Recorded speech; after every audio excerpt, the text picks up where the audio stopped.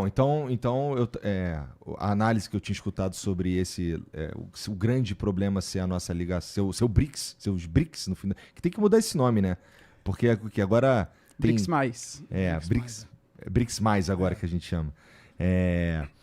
Que tem a ver com esse. Eu ouvi também essa parada do dólar. Ah, cara, os caras estão querendo usar outra moeda que não seja o dólar e tudo mais. Mas se a gente fosse. Bom, vamos lá. Fala-se muito do BRICS e tudo mais. Vocês conseguiriam explicar aí, basicamente, o que é e para que serve BRICS? Que talvez a nossa audiência não saiba exatamente o que é. O BRICS, na realidade, as iniciais começou, na realidade, sem a África do Sul. Era o BRIC, né? Uhum. Depois virou o BRICS, que é Brasil, Rússia, Índia, China e África do Sul. Isso foi quando? Foi no começo do... 2009, se não me engano, né? Foi em 2009. E aí, na verdade, foi até um economista americano que criou esse termo e os países, por iniciativa até do Brasil, né, que decidiu realmente entrar em cooperação entre esses países e acabou se tornando um bloco, digamos, no início já com a intenção contra-hegemônica, né, contra o sistema hegemônico mundial, que era essa ordem unipolar comandada pelos Estados Unidos, né.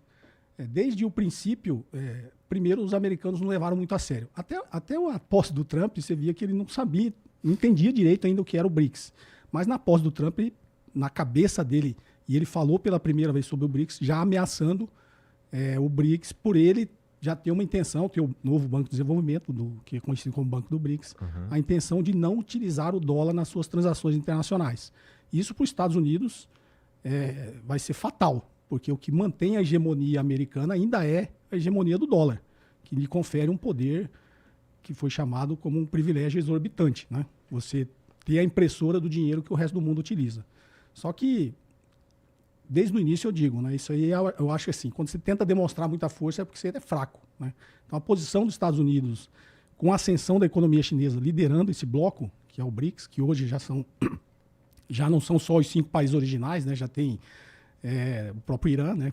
Essa guerra do Irã também é uma forma de tentar atacar essa união que existe no BRICS, principalmente Rússia, Irã e China, né? Já fazendo ali o que eles chamam do corredor norte-sul, a própria intenção da China da nova Rota da Seda, né? Da iniciativa chamada Cinturão e Rota. O Irã ali é um ponto central, principalmente porque ele está no Oriente Médio, né?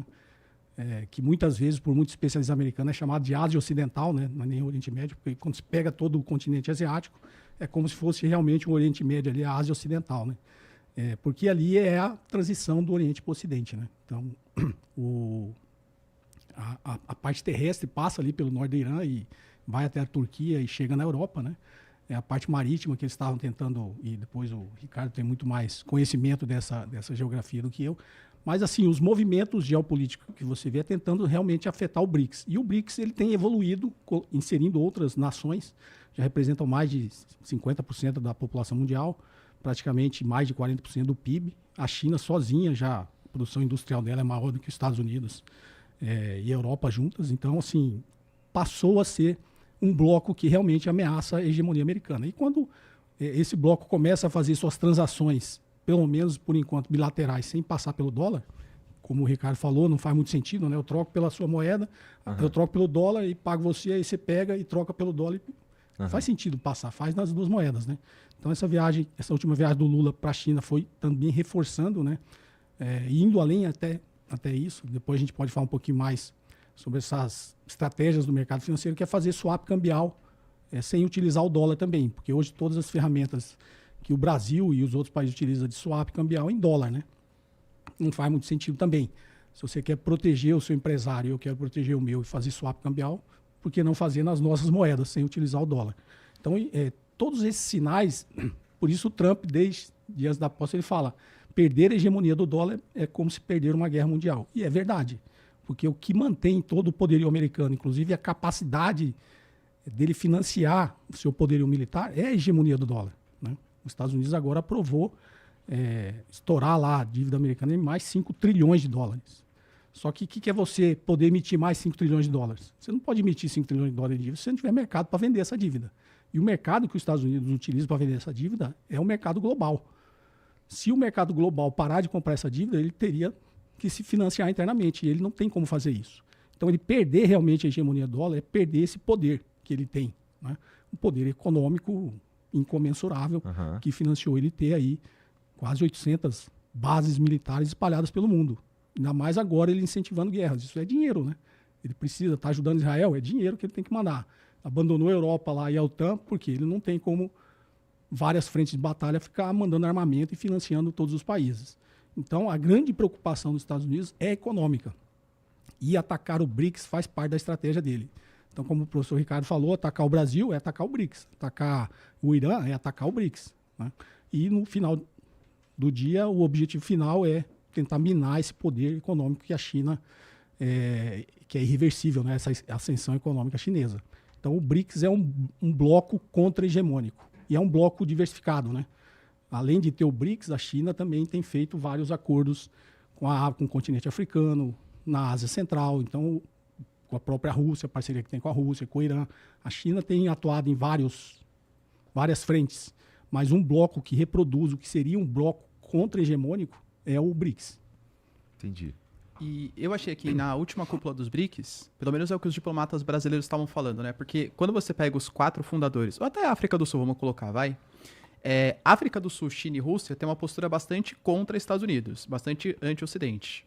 Agora, Índia e Brasil é meio que aquele meio termo, negocia com os dois lados, né? Como a cúpula foi sediada no Rio de Janeiro e o Brasil que ia propor os temas, eu achei que o Brasil ia fazer aquela meio mais blasé, assim, sabe?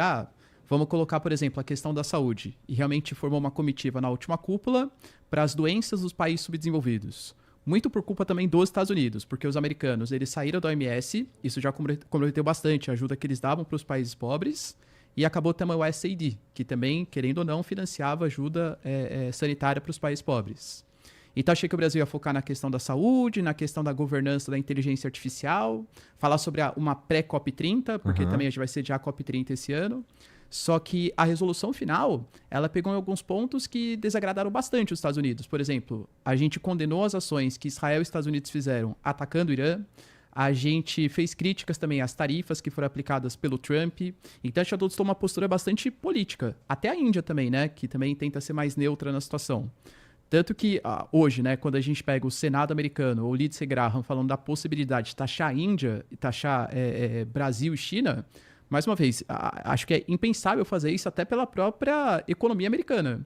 Se as repercussões que uma taxação de 50% no Brasil podem impactar bastante o mercado interno americano, imagina você taxar em 100% o mercado chinês, o mercado indiano e o mercado brasileiro ao mesmo tempo, em um momento em que você tem uma inflação maior do que a média histórica nos Estados Unidos, o Trump, por exemplo, brigando com o Federal Reserve para ver se ele consegue baixar a taxa de juros. E o Jerome Powell falando que não pode baixar porque não tem certeza de quais vão ser os impactos das tarifas.